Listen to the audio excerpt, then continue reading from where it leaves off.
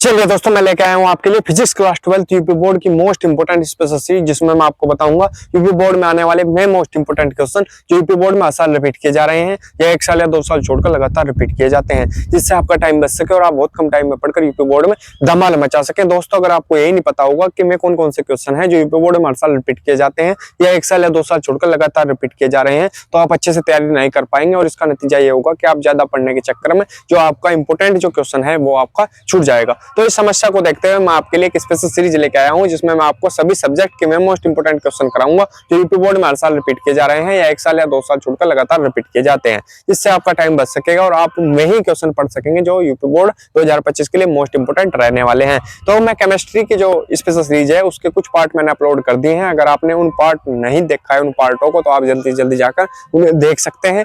और इस फिजिक्स की स्पेशल सीरीज के भी मैंने कुछ पार्ट अपलोड कर दिए हैं। अगर आपने में भी नहीं देखे तो आप उन्हें भी जल्दी से जल्दी जाकर देख सकते हैं और यूपी बोर्ड में धमाल मचाने की तैयारी कर सकते हैं। तो चलिए दोस्तों, स्टार्ट करते हैं इस स्पेशल सीरीज के इस पार्ट को। क्या है हमारे पास क्वेश्चन? विद्युत फलक से लॉन्ग क्वेश्चन तो इस यूनिट की कंप्लीट कर दिए हैं हमने, ठीक है, 2-3 ही पार्ट में। और अगर मैं नहीं देखे आपने तो आप जल्दी जल्दी जाकर उन्हें देख सकते हैं, ठीक है। तो क्या है, शॉर्ट क्वेश्चन चले हैं हम। विद्युत फलक की परिभाषा मात्रक बताइए। कौन सा सन में आया? 2015, 2022 और 2024 यूपी बोर्ड में पूछा गया क्वेश्चन है। एक बार और बता दूं कि जो यूपी बोर्ड है वो हर साल 7 सेट बनाता है और सातों के सातों सेट आपके पास उपलब्ध नहीं होंगे। अगर किसी के पास 2024 का पेपर है और 2024 के पेपर में उसके पेपर में मतलब जो आपके पास है उसमें ये क्वेश्चन नहीं है विद्युत फलक वाला, तो आप ये मत समझना कि यूपी बोर्ड 2024 में आया हुआ नहीं है, क्योंकि यूपी बोर्ड हर साल 7 सेट बनाता है और सातों के सातों सेट आपके पास नहीं है। तो इस चीज का ध्यान रखेंगे। अगर आपको मैच करना है तो आप अनसोल्ड पेपर ले सकते हैं, उससे आप मैच कर सकते हैं, तो आपको पता लग जाएगा कि यूपी बोर्ड 2024 में आया हुआ है या नहीं है। इसलिए ठीक है, हर बार बताता हूं मैं, जिससे कंफ्यूजन बिल्कुल ना रहे बच्चों में, ठीक है। तो क्या है, आंसर लिखेंगे किसी विद्युत क्षेत्र में स्थित। विद्युत फलक समझाऊंगा प्रैक्टिकली तरीके से भी क्या होता है, फिलहाल इसकी डेफिनेशन देखेंगे। किसी विद्युत क्षेत्र में स्थित किसी काल्पनिक पृष्ठ से गुजरने वाली विद्युत बल रेखाओं की संख्या की माप को विद्युत फ्लक्स कहते हैं। इसे फाई ई से प्रदर्शित करते हैं। क्या है? फाई बराबर होता है ई डी कोस थीटा और मात्रक होगा इसका न्यूटन मीटर स्क्वायर प्रति कूलम। सबसे पहले समझेंगे हम विद्युत फ्लक्स होता क्या है। विद्युत फ्लक्स क्या है?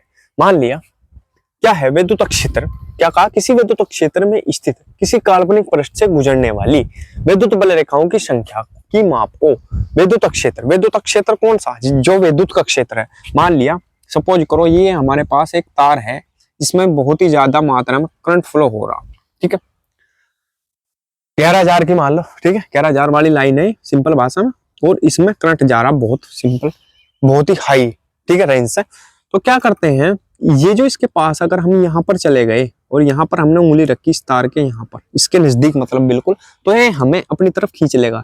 तो इस फील्ड को क्या कहेंगे, इस क्षेत्र को कहेंगे हम सिंपल भाषा में विद्युत क्षेत्र, क्योंकि विद्युत का क्षेत्र है जहां वह क्षेत्र जिसमें विद्युत अपनी ओर खींच सकती हो वो होगा विद्युत क्षेत्र। तो ये विद्युत क्षेत्र है, ठीक है। तो जब ये विद्युत क्षेत्र है, ये कैसे होना विद्युत क्षेत्र? क्योंकि यहाँ पर ये बल रेखाएं चल रही हैं, ये बल रेखाएं हैं इसकी, ये क्या है, बल रेखाएं, विद्युत की बल रेखाएं, तभी तो ये खींचती है। इन बल रेखाओं की संख्या जितनी होगी उसे बोलेंगे हम विद्युत फ्लक्स, ठीक है, क्लियर, सिंपल और। तो अब देखेंगे किसी विद्युत क्षेत्र में स्थित किसी काल्पनिक पृष्ठ से गुजरने वाली विद्युत बल रेखाओं की संख्या, विद्युत बल रेखाओं की संख्या जो है उनकी जो माप है उसे क्या बोलेंगे हम, विद्युत फ्लक्स कहते हैं। इसे फाई ई से प्रदर्शित करते हैं। आशा है समझ में आ गया होगा। नहीं आया तो कमेंट करके दोबारा पूछ सकते हैं और कमेंट करके हमें जरूर बताइएगा कि आपको हमारी वीडियो कैसे लगी, ठीक है। तो अब दूसरा क्वेश्चन है हमारे पास, इसे भी सिंपल तरीके से समझाऊंगा, ये फॉर्मूला याद रखना है, इससे डेफिनेशन बनवाऊंगा। क्या है, विद्युत द्विध्रुव आघूर्ण, विद्युत द्विध्रुव आघूर्ण को परिभाषित कीजिए। यह कौन सी राशि है? तो कौन से सन में आया हुआ है? 2016 यूपी बोर्ड, 2019, 2023 और 2024 में आया हुआ है। मोस्ट इंपोर्टेंट क्वेश्चन है। अब की बार 2025 के लिए भी ये 1 या 2 सेट में पक्का पूछा जाएगा, ठीक है। फॉर्मूला लिखेंगे, आंसर लिख के, विद्युत द्विध्रुव आघूर्ण बराबर आवेश गुणा बीच की दूरी, आवेश गुणा बीच की दूरी। अब इससे ही हम यहाँ डेफिनेशन लिख के दिखाऊंगा।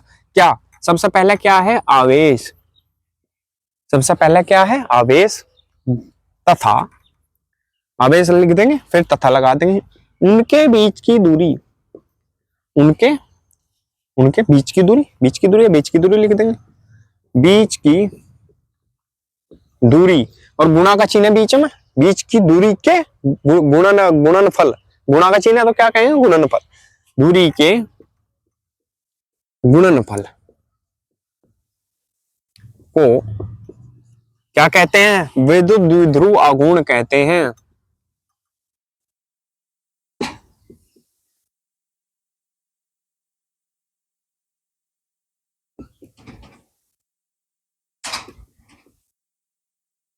विद्युत द्विध्रुव आघूर्ण कहते हैं, ठीक है। इसे P से प्रदर्शित करते हैं, इसे P से प्रदर्शित करते हैं। अब देखो एक चीज और देखेंगे हम, मैं आपको समझाऊंगा अच्छे तरीके से।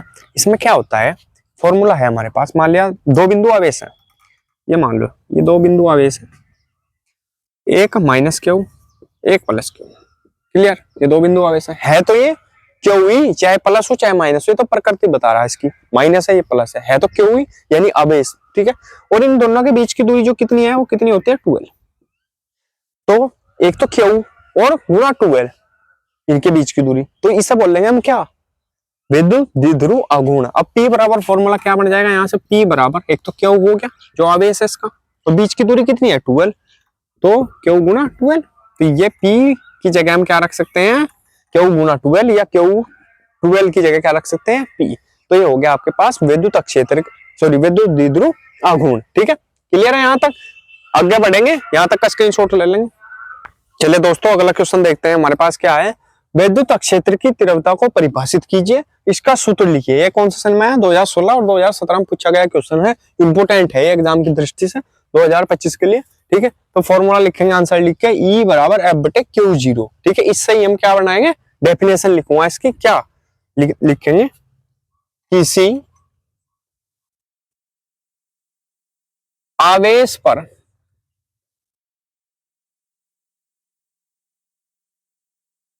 लगने वाले बल, किसी आवेश पर लगने वाले बल, बल क्या है यहाँ F, क्लियर, F है, तथा आवेश Q0, तथा आवेश Q0, ये Q0 यानी F किसी आवेश पर लगने वाले बल F तथा आवेश Q0 के अनुपात को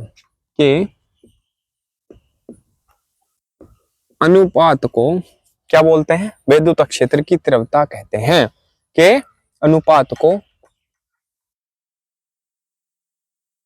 विद्युत क्षेत्र की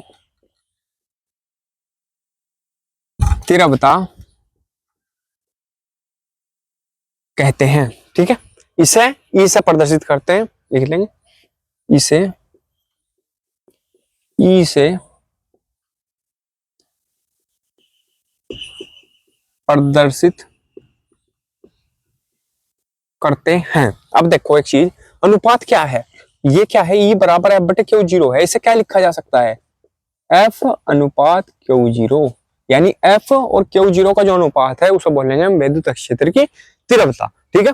क्लियर है, आशा है यहाँ तक समझ में आ गया होगा सबके, स्क्रीनशॉट ले लेंगे इसका। तो दोस्तों अगर वीडियो अच्छी लगी हो तो प्लीज वीडियो को लाइक कीजिए, कमेंट कीजिए और हमारे चैनल को सब्सक्राइब कीजिए और घंटी का बटन भी दबा लीजिए, जिससे आपको हमारे वीडियो की नोटिफिकेशन सबसे पहले मिल सके। मिलते हैं अगले वीडियो में, तब तक के लिए बने रहिए हमारे चैनल पर। धन्यवाद।